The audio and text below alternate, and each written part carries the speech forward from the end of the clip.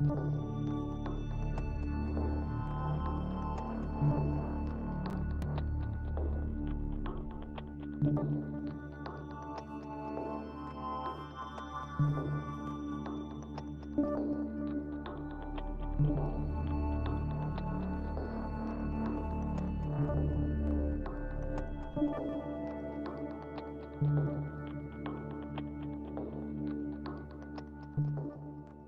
home.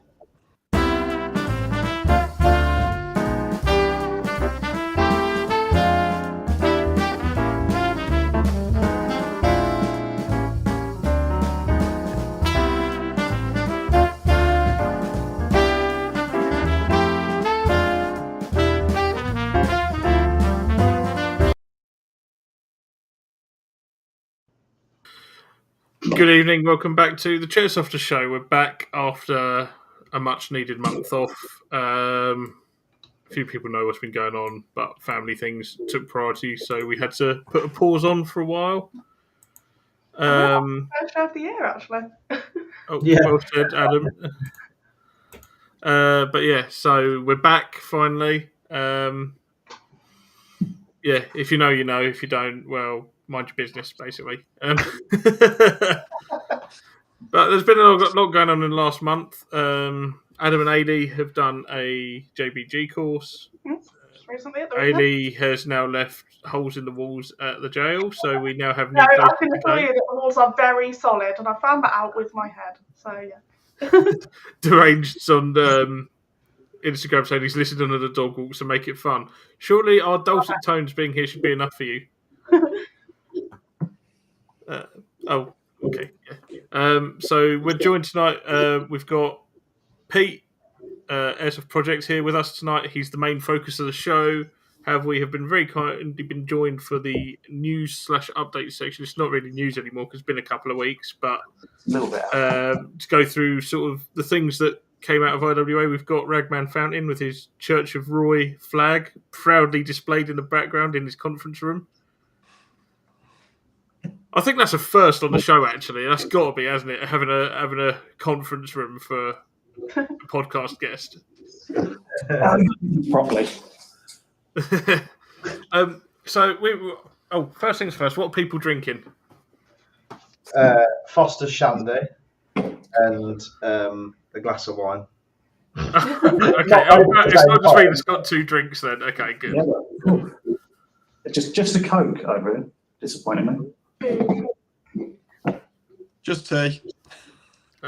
Just tea. I have pulled the pin rum and Coke. I thought to treat myself, I have. It's one of 2,000 bottles. It's I'll have to save some of this for when you're next down, Adam. It's a Friday Bay single malt Yorkshire whiskey. Oh, okay. And this is a sherry cask. It is. I do like a sherry cask. I do like a sherry cask. Honestly, it was worth every penny. It didn't cost me a thing. I got it for Christmas, but she spent well. Bless her. So yeah, before we came on the show, we were obviously having a quick sort of catch up around IWA, and I think the main thing we really sort of said was there weren't much grabbing people's interest this year. It seemed. I said there was lots of cool looking things. You guys were saying that there were lots of cool looking things, but nothing sort of really came across as new. Was the general consensus, I believe, from a lot of people, yeah. But there was a few standout highlights. Yeah. So we've made some notes, so we'll run through a few of them now. Please feel free to jump in. Yeah. So we have the first thing first. I hated. It caused a bit of debate. It's the Quake stock from Wolverine.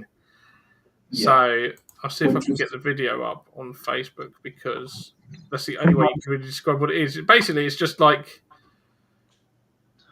HPA wankers want recall kits. Basically, yeah. They want the TM goodness with a HPA system. Well, yeah. I mean, to be fair, I can't blame them. Yeah. One of the big things that they were saying is a lot of people are giving them the feedback that the HPA, the Wolverines particularly, sort of feel a bit lifeless when you shoot them. Yeah. So, yeah, I can understand that. I'm an MTW owner.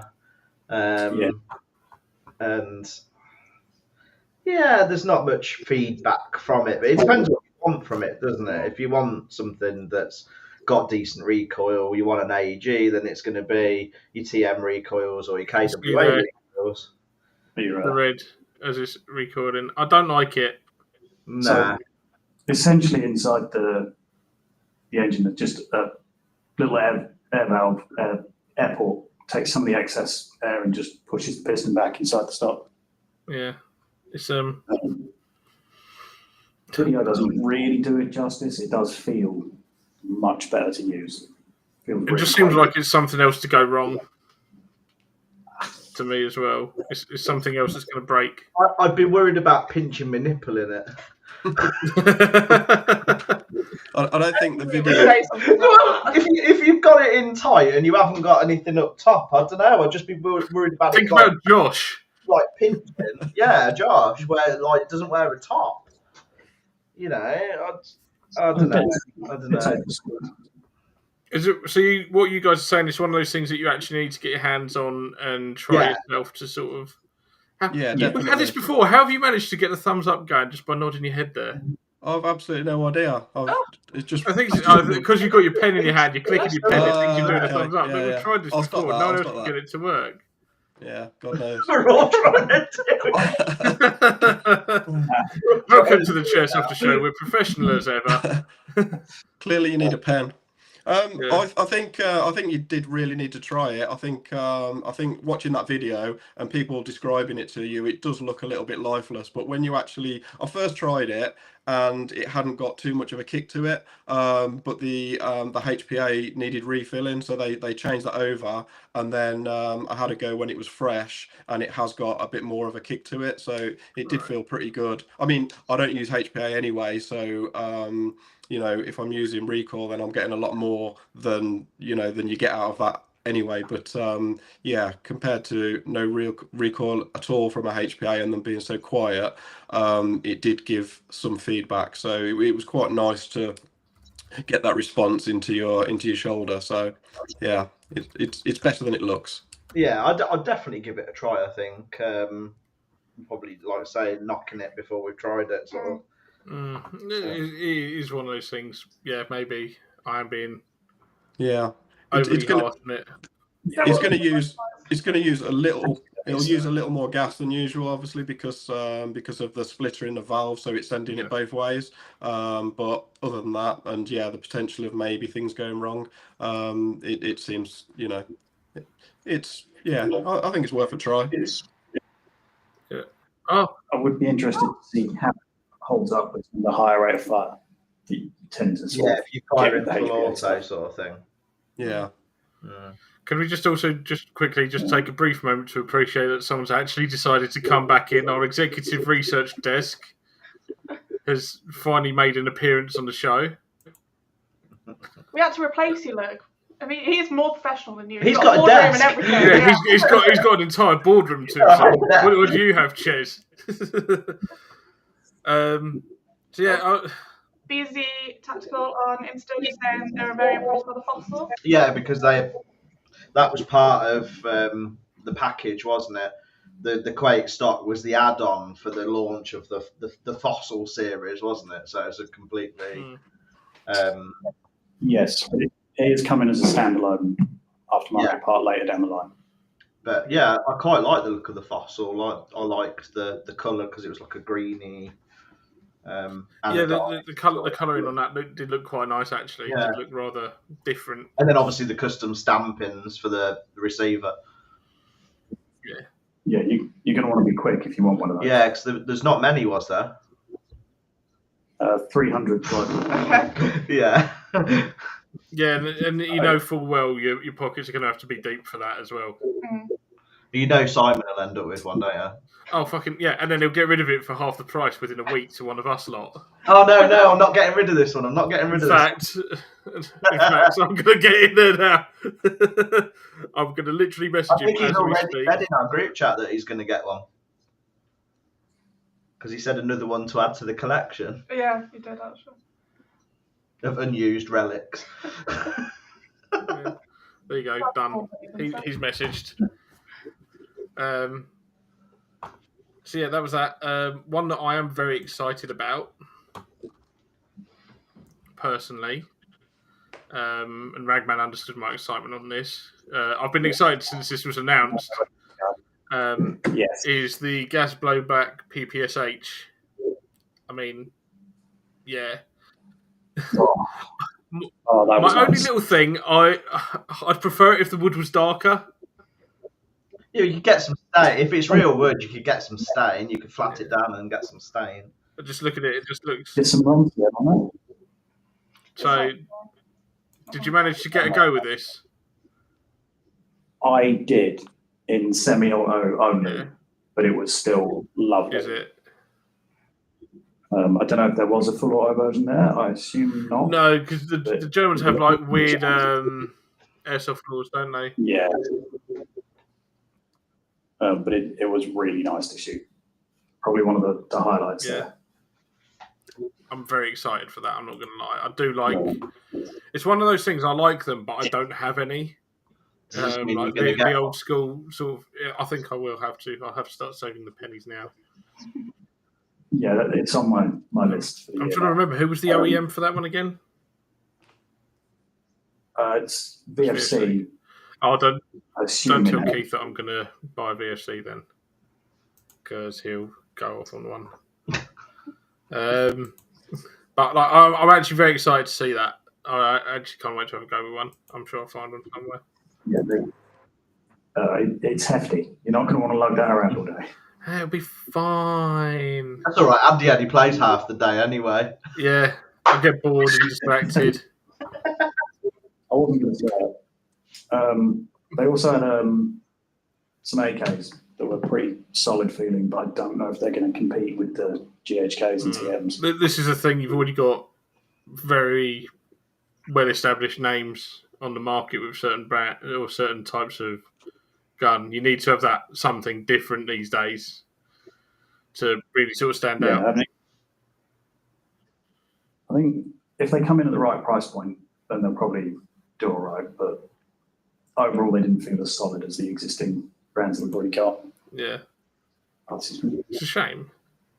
But I think GHK is always going to end up being the gold standard for a gas blowback AK. I don't know. The TM's taken over. Good. I don't know. It depends if you really care about the full bolt travel or not.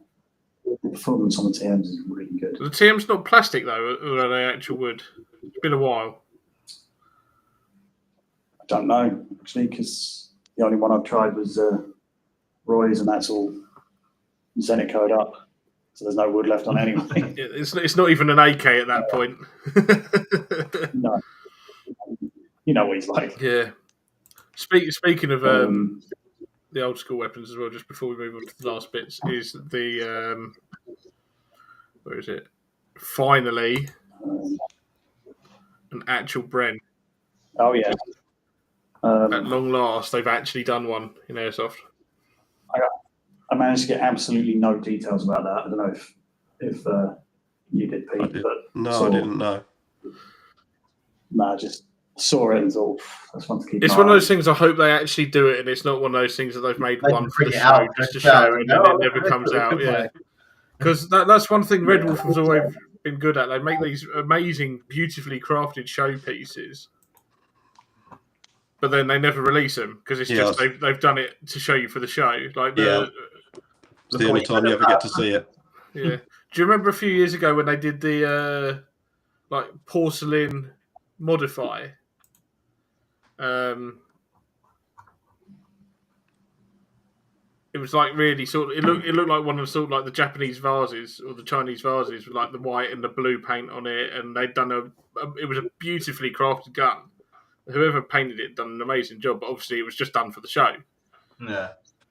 And it's like people would probably pay a fortune for something like that just to have that unique collector's piece. Yeah, one-off sort of thing. What else we got here? VFC stuff.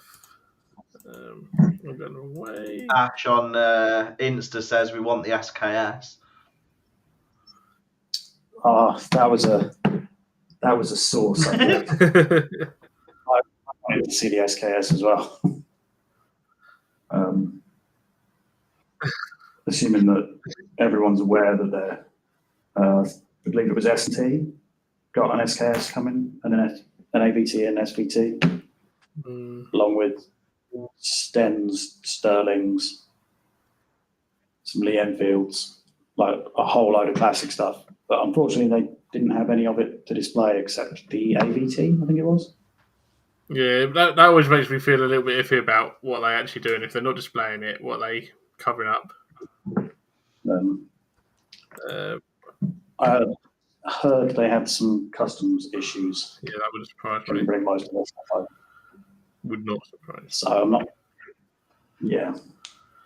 What else we got? So we're going through the list that we ran through. Max Tact, you were telling us about this, Pete. So you're probably the best man to tell us more. Yeah, there was a guy there called James from a company called Max Tact that develop parts mainly for paintball, I think, at the moment. And he's designed this system with CO2 mags. So you actually buy the mag rather than any inserts. It's a CO2 mag that at the moment I think they've got for Glock 19s and high cappers. So basically it's got a special valve inside that helps separate the liquid from in a CO2 bulb as it's going through. So it just means that they're a lot more efficient. So out of a CO2 bulb, you get in maybe 3 times the amount of shots that you would normally get, 3 or 4 times the amount of shots, depending on the temperature. And there are adapters for it where you can refill those mags. So a CO2 bulb that you've got in there, they actually go in the opposite way than a traditional CO2 bulb, and then you've got this adapter so you can repressurize the CO2 bulb from bigger canisters. You can also get an adapter so you can run them on HPA as well. So as soon as I've got more information, I've got the guys' WhatsApp details, I'm going to see if I can get my hands on one of the Glock versions and then give it a proper test and see. So yeah, if I get that, then I'll let you know. Yeah, definitely. It's, we look forward to hearing back on that one for sure, because CO2 seems to be more and more popular now, especially now there's ways and means for companies to bring the power down to site usable levels now, a lot more than there used to be. I remember that I was always put off the KWA Nighthawk until they came up with a little adapter for the nozzle that lowered the pressure to UK limits, and then as soon as I saw that, I was like, right, mine, done, out the shop. Yeah. So yeah, that'll be cool to see. Ace Tech you were talking about as well. Yeah, a lot of cool stuff from Ace Tech. Obviously, all your normal tracers that anyone who's used the tracer in the last few years has probably already experienced in new shapes, new colours, new flavours sort of thing. But then they've got a big box speed loader coming out this year, similar to the Vanguard. Okay. Which I think that was really impressive. Yeah, I was because I've been eyeing up a Vanguard and I've changed my mind and waiting for this. I don't know. I'm pretty sold on this Ace Tech now. It'd be good to do like little side-by-side comparisons. Yeah, I might have to buy the Ace Tech one just so I can say I've got the better one. Yeah, well, price point will be a big factor, but as far as I can tell, it does everything the Vanguard does, but better. I think it was. Are we allowed to talk price on here? Yeah. I think it was. Did they say it was just under €400? I think. It takes 14,000 rounds. I mean, it was a big old unit. But yeah, I mean the way that you can program it for different mags, and you got the video there. Yeah, it was. I've got. There is video. Yeah, there was all different adapters, so you can change the nozzle on the top for these different adapters for doing all different mags. Yeah, it was. The adapters were a lot better than the Vanguard ones, to be fair. A lot better. It looks like it's all 3D printed. Is that just because it's a prototype at the moment, or is it actually a 3D printed unit? Not sure, but that one definitely was 3D printed. I'm going to say you can tell I've got one in my office at work because I can just tell looking at that. Yeah. But yeah, I mean, it's a good way of getting the prototype done, I guess, isn't it? On a price point. I did accidentally kick one of their display models across the floor, and it hit in my. Whoops. And he's not allowed to go back to IWA ever again, people. No. It can run off it's got mains as well, which I don't believe the Vanguard does. You can't plug it into the wall. Okay. That's cool. Some little bits. The battery compartment is separate, not just in with the main body. Screen's clearer. It's just overall a nicer unit, I think. Yeah, definitely. It'd be nice to see that. Like they said, if we can get hold of one and we get a side by side going, it'd be nice to do Yeah, for sure. comparison. Yeah, I'll be grabbing one as soon as I can. So I'll be sure to let you know. What else did we have from Ace Tech? Obviously the Volcano launcher. It's not new, but it's not been around that long. Which, if you haven't seen, is the 40mm tracer unit. Which I got a bunch of new bits and bobs, accessories and stocks and loader clips and things for. And then we've got like a pistol chassis similar to the USW that you can fit your pistols in with a stock and a tracer.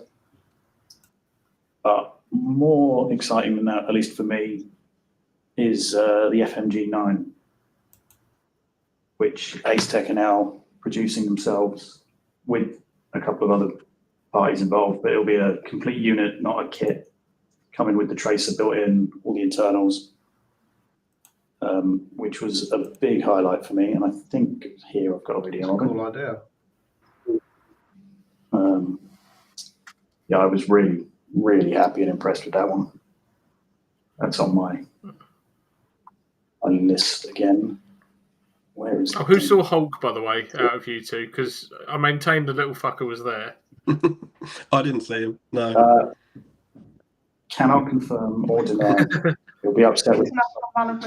Yeah. He keeps posting up pictures from there and then going, "I'm not here," and it's like, you clearly are, because you would turn up to the opening of a paper bag Hulk and deny any knowledge of it, or the opening of a Walker's bag. A bag of crisps. Is the question. I can't say he was there, but I can say he sent me a picture of me there. So. I'm surprised he didn't sort of come over and ask you for an autograph or something like he likes to do. Oh, where is it? The other thing you mentioned as well was ASG had the Sportline Evo, and yes, they've got a few optics to watch. Yeah, a couple of like RMR T2 styles and some LPVOs that looked really quite impressive. Very clear glass. Again, price point dependent. For other reasons, I'm not going to mention any prices, but there are other people who can if they know them. But just from looking through them, I would say they're up there with some of the sort of lower end Vortexes for their quality and clarity. Yeah. So I was pretty impressed with those. Sportline Evo, it didn't really grab me. It's just another Evo, isn't it? It's one of those things. I like ASG. They were nice guys and all that.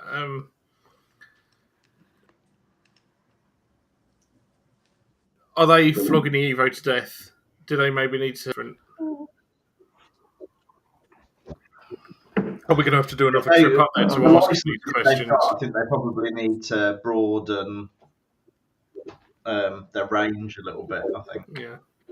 You know, with the CZ license, there's the brand, but yeah, I don't know. I just feel like, yeah, like you say, it feels like the Sims at the moment. Like they just keep releasing an expansion for the same thing all the time. Yeah. It's not a bad analogy. They had quite a few nice things in sort of the 4.5mm, but it's not really relevant. So yeah, that's cool. I've just seen what you just sent us. Let's put the FMG, it's tech. something for you, Big Ailey. fan of this. Why? Because it's small. It's teeny tiny. Because it looked like a normal sized gun on you. I mean, we've seen these before, but as aftermarket kits, the fact that it's all built in, and it's comes with an Ace-Tech tracer unit built into the body as well. That's different. Have the tracer unit built into it. I like that idea. So that's one that I'm going to be trying to pick up soon. In the words of Joe Exotic, you're never going to financially recover from this. No, this has become a very expensive weekend for me.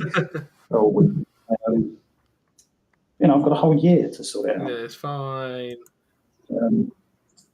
They also, from Ace-Tech again, they've got a target system coming out with like a hard-backed target that will sync to your phone, and when you hit it, it will sort of sync up, show the hits on your phone. Oh, that's cool.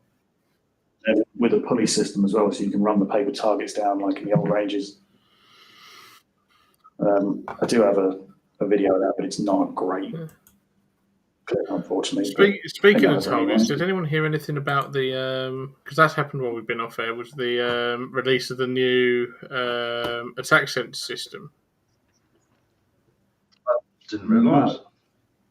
He made a big thing about it on social media, and I've not heard or seen anything since. So it'd be interesting. I might have to catch up with him and sort of see what's going on. I'd kind of forgotten that was a thing, to be honest. Yeah, they've got the launch event, which was on the 22nd of February, because I was away that weekend. I was going to go. Because it was up in Milton Keynes. And then that was the last post they did. So we'll have to see what's going on with that as well now. We're going to have to do some more research. Chesney, get on it. Yeah, off you go, Ches. All those sleepless nights you're having at the moment. So this must be. Hang on. This must be that system you were telling me about. Let's just share this. Just send it over. So it's not the best little clip, but it sort of shows it. So the police will run the paper target back and forth, and then you've got the hardback, like for the backstop. Yeah. That's cool. Interesting, isn't it? More Ace-Tech stuff. That's the pistol chassis that I was saying about earlier. There seems to be a bit more than we actually initially thought then, that we've managed to talk about, because we've managed to fill up nearly half an hour of that. Yeah. Yeah, well, I mean, particularly Ace-Tech, there was quite a lot going on there. Some of the others were just a lot of, more of the same. They do what they do, and they're just continuing to churn it out well. Yeah. LCT have got some really serious AEG, AKs, and some of the HK stuff, obviously. Said DE have got all their MWS rifles. There's a few of those that are looking really nice. But again, it's anyone who's tried the DE Noveski series already knows what's going on with them.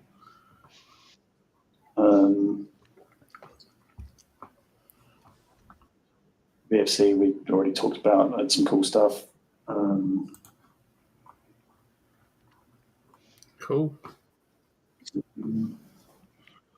Some interesting bits from the likes of Golden Eagle, Double Eagle, but not fully sold on them. Yeah. Seeing quite a lot more classic stuff, a lot more Second World War, the Enfields and stuff coming around. It's more of it's still fairly niche in the market though, isn't it? When you think everything looks like an AR. What was it? They said popular platform. That's the official wording, wasn't it? Yeah. But starting to get a sense that people are tired of a lot of samey.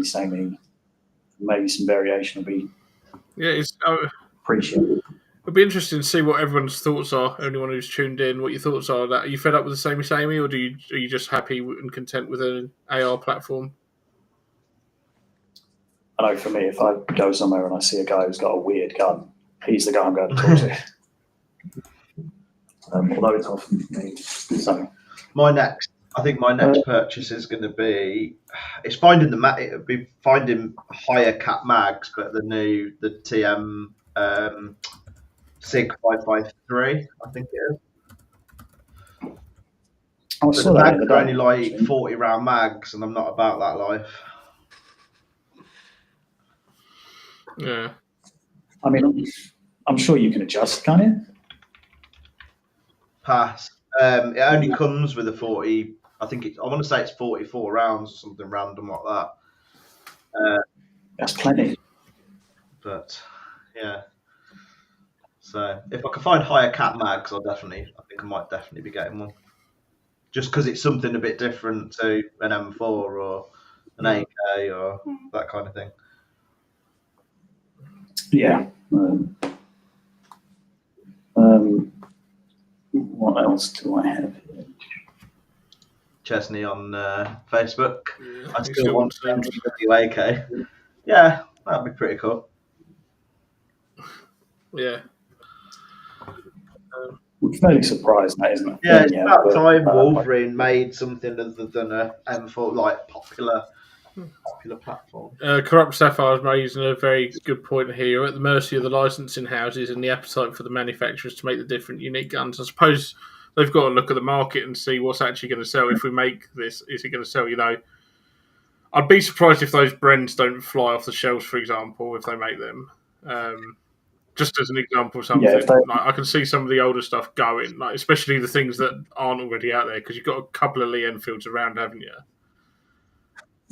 Yeah, it was one of the things that I was really looking forward to seeing. I was a bit disappointed was the S&T Sten guns, because I think that would be particularly cool. They do actually have had on display, and I didn't manage to get any decent pictures of it, unfortunately, but a tri-shot pump, gas one. It's modular, so the barrel system and stock and everything all just pop off. Cool. Oh, okay. That's pretty interesting because I don't know, anyone who's run a TN tri-shot knows what a leaky sod they can do. And just being able to pop the parts out just for maintenance, or you just want a longer barrel, short barrel, whatever, seems pretty interesting. Yeah, definitely. Shall we say? Cool. I think we've made some good ground there. Made some decent points. There's a few things definitely to watch. Looking at the time, we're half hour in already. So I think we're going to possibly move on now onto the main subject. But thanks very much for your time, Ragman. We will catch up later on. I'll let you get back to work. Yeah, I think we'll shoot at you at some point. Yeah, we've got to arrange something for sure. We'll get something figured out. But you take care and we'll speak soon, buddy, yeah? No worries. Cheers. Just mate, bye. See you later. Yeah, he's going to go into the comments now and start abusing us. Yeah. Cheers, Take it mate. easy. Bye. Yeah. Cool. So, moving on. When I can find I'm trying to remember where everything is. You can tell I've not done many of these recently. Airsoft Project. Hello. Hello. So, tell us a little bit about where you got started first. Let's just find out the beginning. Okay. So I started playing Airsoft 17 years ago. Friend at work just said, "You really need to try this. Come along." Explained it to me. He was quite a lot younger than me, and I was like, "No, it sounds ridiculous. I'm not gonna do that." So he badgered me for about 6 months. I went to my first game. It was a Vietnam game. They all went dressed up as Vietnamese prostitutes. It was like, and ever since then, that's it. I've been hooked. I've been to the same site. I started off playing at the site. I became a member of the site, got into the management team, and now I'm one of the owners of Fireball Squadron. Like I say, 17 years, and yeah, absolutely love it. Obviously spent countless amounts of money on kit and guns, and that sort of started off as the main part of it. And then after maybe 5 years, one of the guys who was a fellow team member there, he'd got a load of DSLR camera equipment. He was moving on, decided to sell it all, put it up for sale. He was going to sell it all on eBay separately, and I just said, just give me a lump sum price for taking the lot. And that was it. He gave me a good price. I bought all his gear, and that was just over 11 years ago. And that's where my photography, I mean, I've always been into photography, but that's, getting professional gear or semi-professional gear, that's where it all started. So, yeah, bought all his kit, started taking photos at games. They were shocking, terrible. And it was just a case of sticking at it. Yeah, and over the time, I've played many different genres: World War II, Vietnam, Indochina, Star Wars. I've been involved in all kinds of different things, Wild West games. But at most of them, if I'm not playing, I'm there with my camera. If I am playing, I've got my camera as well.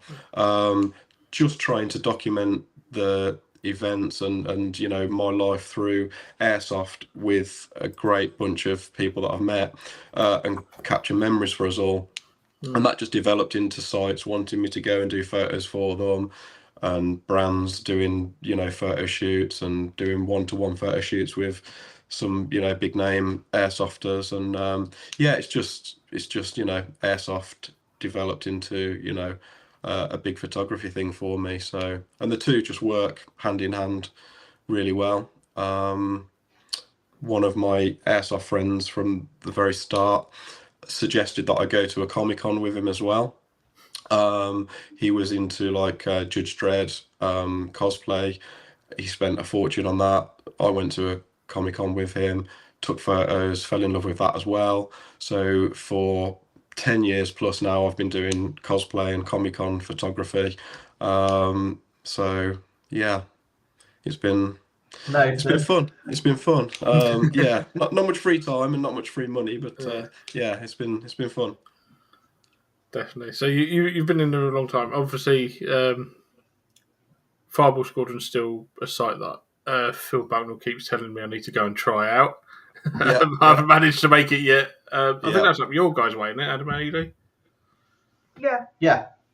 Yeah, we're in the Midlands, just outside Birmingham, Tamworth area. As you can probably tell from my accent. So it's basically a club. It's not run as a business, it's run as a club by the players, for the players. There's no money involved from the point of view of no one gets paid. Everything gets reinvested back into the club. So yeah, it's a great sort of family community spirit.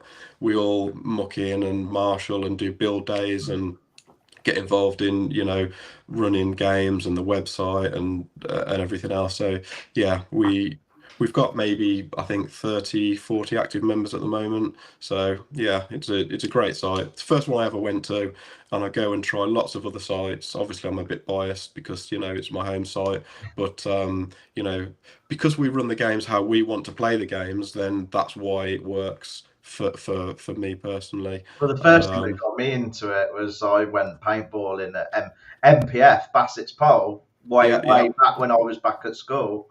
Yeah. Played one game there with one of my mates from school. It was his birthday party or whatever, and I was like, "Oh, this is pretty cool." And then it was like, "Oh, if you like that, try Airsoft," and that was it.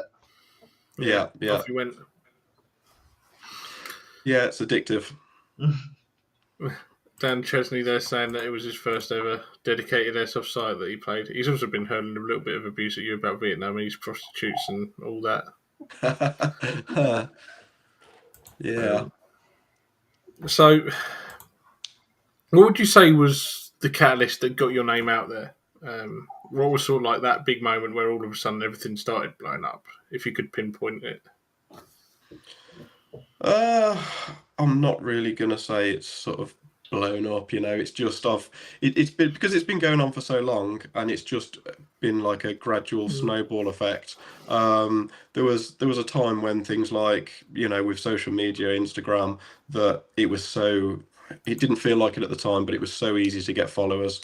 You put a post on, you get 1,000 likes. It was great. Obviously that's, many years ago now. So, over that amount of time, my account grew to where it is now, just because of, consistency and doing it for so long. I do think the quality of the work speaks for itself, though, to be honest. I've got a few photos up that I'm going to flick through now, actually. That particular photo, if I can just comment on it, that was one that the guy in it, that's my friend Chris, he's the guy that got me into cosplay photography as well. He's a fellow owner of Fireball Squadron. And that photo, he put that to EG, put up a competition saying, anyone that's got photos using EG Smoke, if you can share them, tag them, and we'll run a competition. And then EG saw that and got in touch with me to ask if they could use it for a banner. And from that very point, EG, then I got involved in like a sort of sponsorship ambassador type situation with them. So that was the start of that. So my bloody media player's playing up here. 2 seconds. I was going to go through a few more photos, but it's decided that it doesn't want to play ball in a unique way that this laptop is working. Right. I'm blaming the laptop. Yes, I don't care. Before Adam and AD start abusing me for blaming the technology again. So, but yeah, I mean, I first sort of I'd heard about the work you were doing, but I think really it was probably Magda and Kelly's photo shoots with you that really sort of made me find out who you were a bit more, if that makes sense. Yeah. I think sort of what happened at the start was I was doing photos because I was involved at Fireball Squadron, so I was doing game photos pretty much every month. I was marshalling and doing photos at the same time, and I went through a period of maybe 5 years hardly ever playing and just doing photos. Yeah. And then it got to the point where just doing game day photos got a little bit boring for me after a while. So I've stepped away from that, and that's where I started to set up more one-to-one photo shoots where I could, be a bit more creative with smoke and what equipment we were using and lighting and that sort of thing. And obviously that means that the quality of the images you can get compared to an in-game photo, can be stepped up another level. So yeah, working with people like Kelly and Magda has been fantastic. Excuse me. I suppose in that situation as well, you can take your time a little bit more as well. It's not like, quickies in a good spot, take a picture. Yeah. Let me just the quality of the photos speaks for themselves. Yes, this is it. So I'll share the screen again so people can actually see your amazing handiwork, to be honest with you, while we're talking. Now I've fixed it. Yay. I can actually click through now. Okay. That's there's something different about playing in snow. Yeah, it doesn't happen very often, so when you get the opportunity you have to try and catch it. So this was a game that I was actually playing the game at the time. This was at Fireball. We're playing the game. It started snowing, so it was like, right, got to get the camera out. I suppose it adds that uniqueness to the photos you're capturing as well, because it doesn't happen that often. You've got to make the most of it. One question from Dan: what would you say is unique about FBS that should make people come and try it? I think one of the real positive things is the club mentality, that everyone there is there to to run the club. There's no money involved, like I say, from the point of view of there's no one getting paid. It's not a business.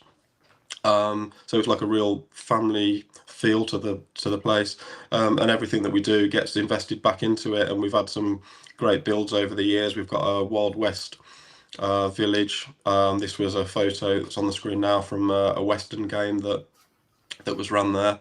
that actually won a competition as well. The guy that's in that photo is a very good friend of mine, and he asked if he could put that forward for a competition and won. I think it was £1,000 worth of Viper kit or something like that. So yeah, it was a one take photo because he'd got a bad back, and yeah, I couldn't really expect him to do that again. So I would not be doing that if I'd got a bad back. yeah, exactly. Yeah, I wouldn't be doing that shit anyway, Adam. Let alone with a bad back or not. Ground might be wet or something. I'm not getting back up from that. Warzone Festival. I'm just seeing the header for that. I forgot about that. You going this year? I believe I am. Yeah, I was checking the dates. I think it's the ladies. They've got like the female event that's going on there. They asked me if I could go to that, but unfortunately, I'm away for that. But I think the actual normal festival weekend I'm available, so hopefully I'll be there for that. Yeah. Kelly. Kelly, that was at the Warzone Festival last year. Yeah. You can tell it's a photo shoot as well because she's got the night vision out. Yeah. Dan Airsoft. Dan. It's unusual seeing him that side of the camera for me. Yeah. I don't know about you guys. It is weird seeing him in a photo rather than taking the photo. Yeah, that was at Warzone. After the night games had finished, I'd set up some lights and we got some smokes out. And Dan was actually helping me set up the shots, and he was holding some lights for me, which was great. And I was doing some photos with Magda at the time. And then Dan was like looking on the back of the camera. He's like, "Oh, this setup's amazing. Let me go and grab my kit and get some photos of me." So this was like, part of that sort of last minute. Right, let's get it. So yeah, why not? Sometimes those ones are like the best things when somebody is like, "Oh, quick, let's do this." Like they've had a really great idea. Yeah. Amazing like this. So yeah. Yeah. Our great idea last year, unfortunately, was drink rather than play the night game. Play the night game, which we won't be doing this year. Yeah, regrets for sure. It was definitely one that we missed out on that one.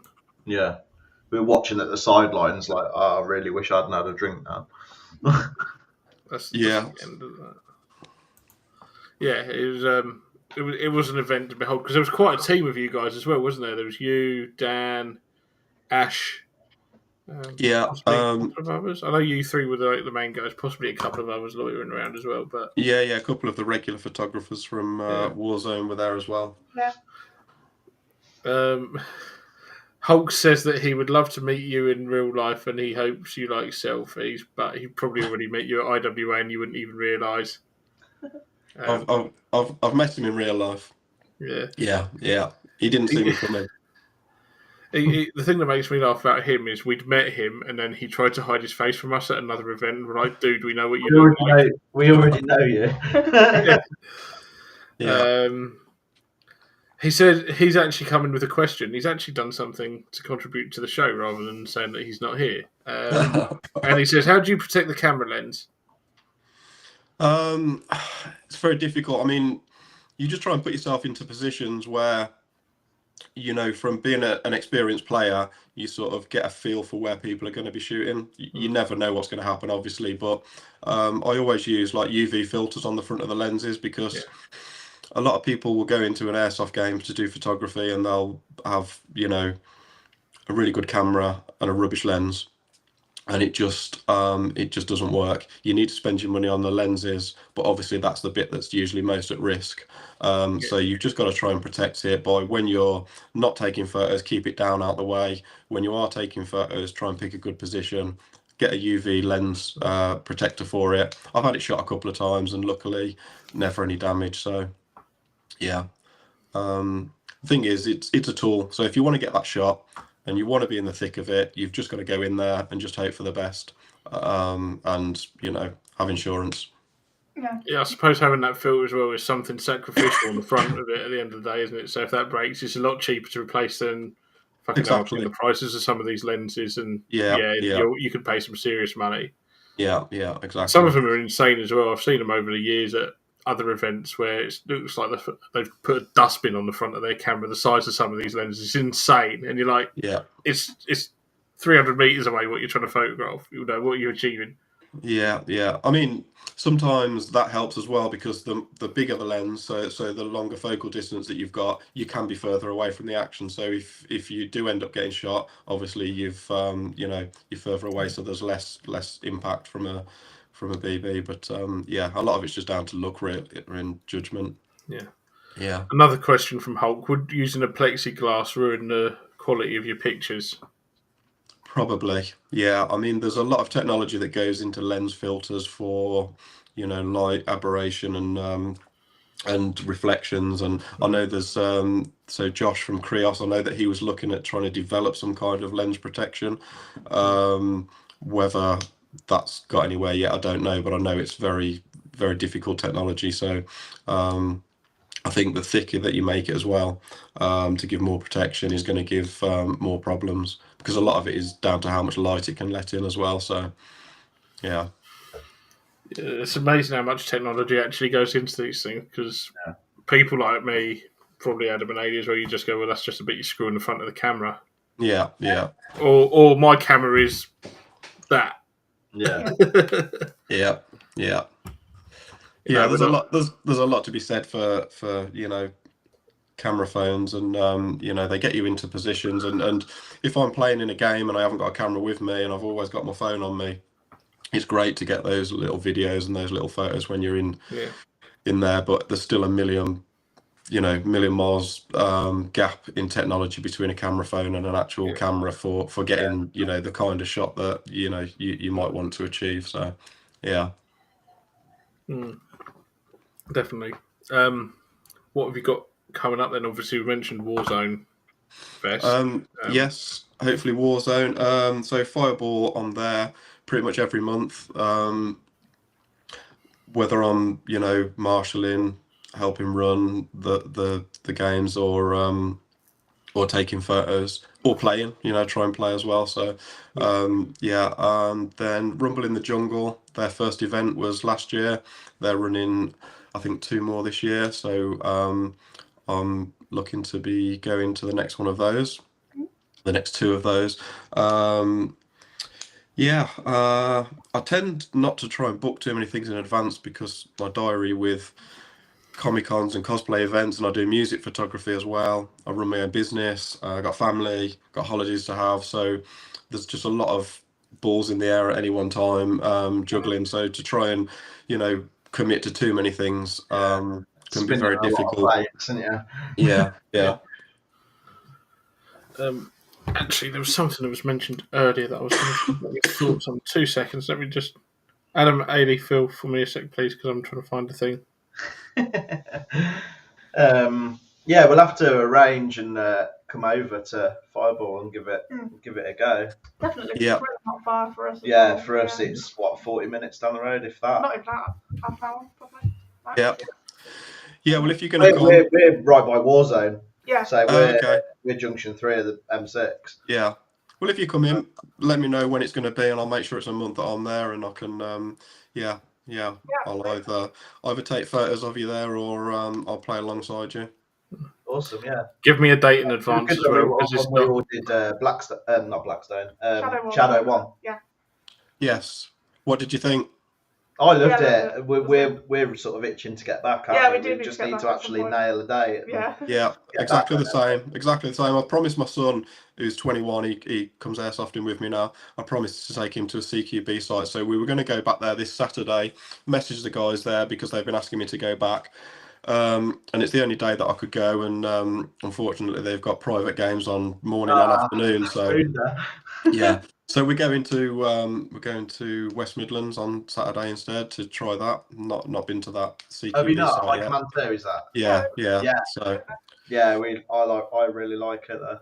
yeah, so going to give that a go on Saturday. I used to do CQB, many years ago, but I haven't done it for a long time. So getting that invite, go Shadow 1, was just I just came away from there. I just could not stop smiling. It was just such a good day. Well, that's what we play mostly. Me and Ailey is mostly CQB, isn't it? So yeah, Yeah. Sorry, our other co-host seems to be interrupting the show tonight. Yeah, After a long stint, because I usually lock him out. We can't at the moment for reasons which I will disclose after the show. But yeah, unfortunately, he's now decided that now's the time he's going to wake up. So apologies for that. What the thing that was sort of mentioned earlier was one of the guys in our group chat, our team chat, said that he thinks that in-game photos are starting to mess up game days because there's more people posing for pictures in-game than actually playing, which can be frustrating. What's your thoughts and opinions on that, especially as you've got your hat on the other side as well, as a site owner, operator? I think it's a fine line between a photographer being out in a game and causing a disruption and also just trying to blend in, because players absolutely love getting photos, and most players love getting photos. Excuse me, let me just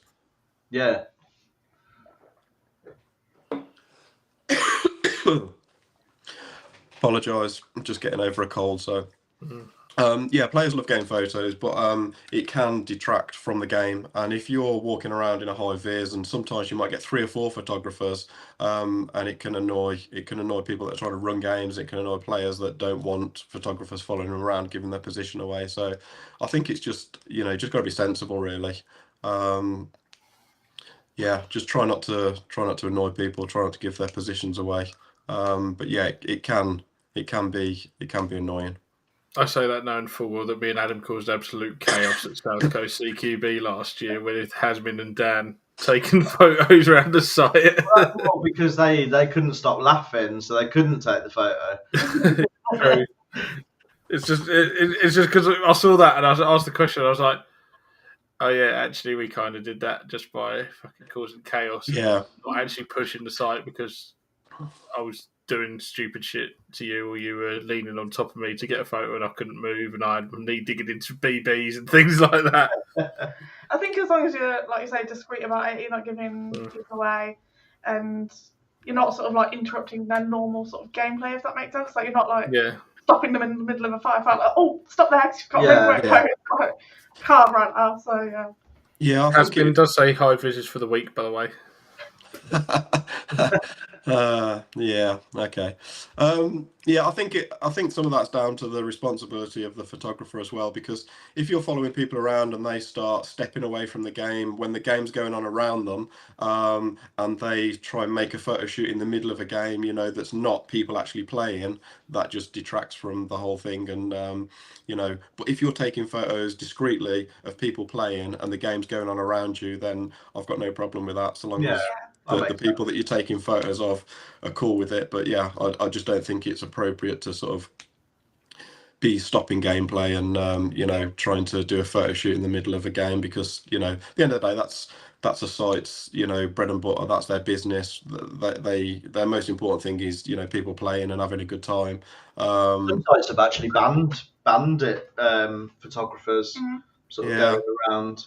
But like, if you want a photo shoot doing, like, just ask for a private shoot, like we'll do it at lunchtime or something. It's not great in the middle of a game day while things are going on around you, but I think most photographers are prepared for the fact that they're not going to get any lunch, because everyone that wants a private photo shoot is going to want it at lunchtime or after the game. So that's always the best time to do it, so long as the site organisers agree to it. So yeah, definitely. Yeah, because I love getting gameplay shots and stuff like that, and then it's always like you're always waiting the last couple of days after the show, after the shoot. Sorry, not the show. And then it's like, oh yeah, I can't wait for the pictures. Can't wait for the pictures, sort of thing. Andy's changed. But yeah, no, it's always great to get photos, and sometimes like in the past, I've had people be like so subtle that I didn't even know. I'm like, oh, didn't even know. Yeah, and then the pictures come up on their website or whatever, and you think, I don't remember them taking that picture. Yeah, but that was cool. It's a nice surprise. It's a nice surprise when you're not expecting it. Yeah. Yeah, I didn't expect to turn into Airsoft Nation there. Saying it's a nice surprise when you don't expect things. I didn't expect to turn into Graham from Airsoft Nation as I switched to a camera first. Sorry about that, guys. We've got a question from Hulk on Instagram. Okay. If you had to pick one gun for an all scenario pew pew, which one will that be? Oh, for me, it's probably going to be, because I'm, as you probably know, I'm a brand ambassador for Spectre Arms, so we haven't even spoken about that. We've been too busy talking about photos. Yeah. We haven't even spoken about you being an ambassador for them. Yeah. So the new Prime series that they've released, I've been using one of those now for maybe 4 or 5 months, and it's absolutely phenomenal. So what's new with the Prime series? What is that? So if you can imagine a normal rifle that you would buy, most people would get it delivered, and then they'd think, right, what am I going to upgrade on this internally? I'm going to get a new motor. I'm going to put in a new hop unit. I'm going to upgrade all the internals. Their philosophy has sort of been that let's take that away and not make people want to have to do that. Yeah, it's already made good. Pre-upgrade it. We'll put in brushless motor. We'll put in a gate Aster. We'll tight bore barrel, rotary hop unit, and try and tick most of the boxes of all of the things that people would want to upgrade afterwards, and pre-do that. So when you get it out of the box, it's shooting beautifully at 340 FPS, whatever, and range, consistency are all sort of dialed in. So yeah, had the first one come through, absolutely love it. And it's not one of these things where, oh, he would say that, wouldn't he? I just wouldn't say it, and even though yes, they send me things to photograph and to test and to do reviews on, ever since I've been doing that, I've still bought Spectre Arms rifles as well. So yeah, but there's a project that I'm working on at the moment where I've got the new prime of the Mark 18. So I'm looking at doing a build on that at the moment, and maybe sending it off to get a professional paint job on it. So I'm just looking at what optics I'm going to put on it now, what paint job I'm going to get. So it's a project that I'm working on. I can't wait to see that, and I do like a Mark 18. Yeah. So I've had it delivered. I just haven't used it yet, so I can't comment on. But I know people that have got it and have used it. A couple of friends on Instagram. So I'm looking forward to using that.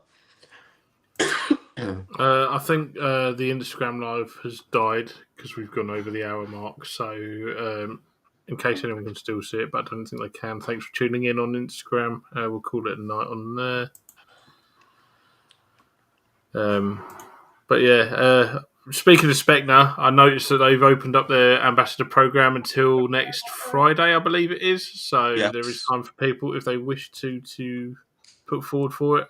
I do like the Spectre. For the price point, they are a decent quality gun. I've actually got one that I have as one of my loan out guns. And it shoots really nicely. For something out of the box as well, it's on a price point the same as a G&G combat machine and performs as well as, if not better than a G&G. I don't think we've got any of. Yeah. I'll have to bring it next time. Next time we go to a game, I'll bring it along, Adam, and you guys can have a little play around with it. Because it's nice and light as well. It's plastic. The one I've got is the core, I believe. I think it's a core. It had 2 mags in the box as well. Some of them, I think they were the Edge series actually that had the 2 mags in the box from memory initially. I think I think that was where they started putting 2 mags in. Yeah. Yeah. And that alone, something that's a bit different to all the others. Rather than just getting a gun with 1 mag and then thinking, crap, I need some more mags. At least 2 is enough that you could probably do a decent game day with. Yeah, okay. You can still be reloading one quite a lot, but at least you've got that out the box usability, haven't you? Without having to source of the mags straight off the bat. Yeah. And then they're bringing out lots of new stuff over the next year. The J series that they do, which is like AKs and whatever, they're bringing that out in prime range as well. Ooh. So that'll be quite exciting. And they've done a collaboration with KPYK, which are all the specialist furnitures that go on there. So that should be pretty cool. Noted. I think we're going to have to do some more about Spectre. We'll have to get them on, I think. Yeah. Yeah, brand ambassadors, like you say, there's probably 8 at the moment worldwide, and they're looking at increasing that by maybe another 10 if they get the right people. That's cool. So yeah, it's something that they're looking at expanding into different regions as well. So there are places that they perhaps haven't got ambassador at the moment, but they're pushing sales into those countries. They're looking, I think, at one more in the UK. So yeah, that's something that I know quite a bit about, but I can't, there's certain things that we can't go into. On the back of IWA, it's like there's things that are coming out that that were released there, like the J Series Prime and a few other things, and then there are other things that we get told that we're not allowed to. Yeah, you're like to pass on yet, so I'm just being very careful that I don't confuse myself and say the wrong thing. So, it's a bit like when we were sworn to secrecy when we went to ASG. We signed a non-disclosure agreement and things like that. It was the pit when it was in its production phase. It was the Pit Viper, and we couldn't. I need one of these, but I had to. We couldn't say anything about it. However many months to lay it out. One thing I have been looking at on the Spectre side is the 249, the core that they've released as well. It's been around for a while now, but it does intrigue me to see what that would be like as a way of getting into that side of things as well with an LMG. It's not just an M4 with a box mag attached to it like some companies did as their LMGs.